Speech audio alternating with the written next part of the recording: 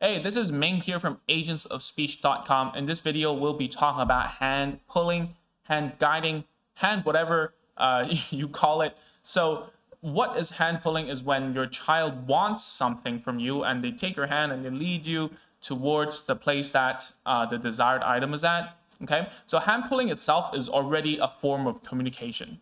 Okay, your child needs help from you, and therefore, wants your help and make you grab that thing for her, right? So there's a reason hand pulling is actually a common trait within speech delayed children, language delayed children, and also autistic children. And the reason is that it's very effective. How much more obvious can it be that a child wants something from you by just taking your hand, right? Sadly, we live in a society where talking is the norm. So therefore, we need to teach our children how to communicate effectively and appropriately in order to cope with the society, right? When you're doing this at home, this happens at home, you have to be careful that the hand pulling is becoming a routine, okay? And what I mean by that is that if your child is on the spectrum, they will learn things by routines, okay? Actually, any children but autistic children would be a little more rigid and they would learn as a general, right? I don't mean all children are like that.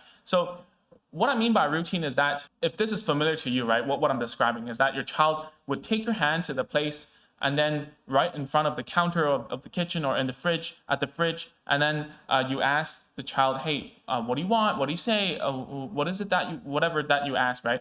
And then you will ask the child to say cookie, or like, I want whatever. This whole routine the child learns because they get rewarded at the end.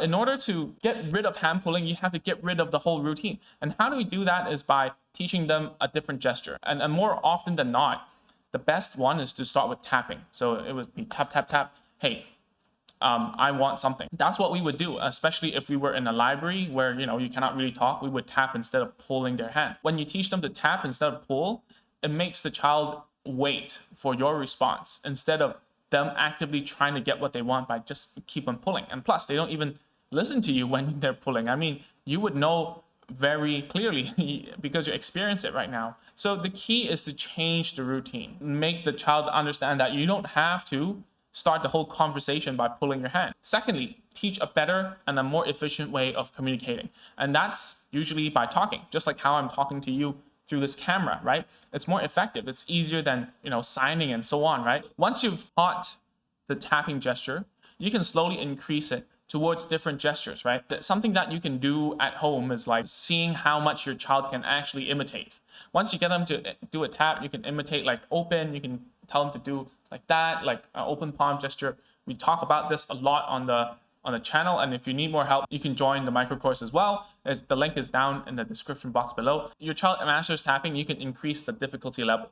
Is that now they understand, oh, okay, so if I tap, mom will give me that attention right away. What can he do more in order to get more of what he wants? Okay, then usually it means like using sounds, using more gestures, using words. Okay, so you have to slowly increase and see where the breaking point is, where the child thinks, oh, this is too hard, I don't want to work for it, where you can meet them halfway and say, okay, if you use this sound to communicate with me, you will get more stuff. Okay, it needs to be logical. All right. And the last thing I want to talk about is to be active and create opportunities instead of waiting for your child to want to talk to you, right? So a lot of the times what I hear from parents is that, oh yeah, sometimes according to their mood, right? The child will pull me towards the kitchen and I will kneel down to them and say, what do you want? And then he copies me and says like cookie or whatever, and I give it to them and that's it. That's only one trial, okay? That's only one time. What children need and what us humans need is repetition. The more we repeat something, the faster we learn anything, to be honest, right? So what you need to do is to get the stuff that he wants, maybe as a toy, it's food, it's snacks, drinks, whatever. Give it to him slowly. Give him some, and then wait for him to want more, and then teach again. All right, and that's where if you do it like 5 times in one go, then you can slowly increase and see where the middle point is. What we were just talking about, right? How much is he willing to talk? How much can he imitate in order to get what he wants, right? So for hand pulling, we have a 5-minute activity. We put it inside of a PDF with all the steps and all the nitty gritties instructions that you need. You can find it in the description box below. It's agentsofspeech.com/handpull, and you can go there, download it, and try it for yourself. So thank you for tuning in. I hope to see you in the next video very soon. Bye-bye.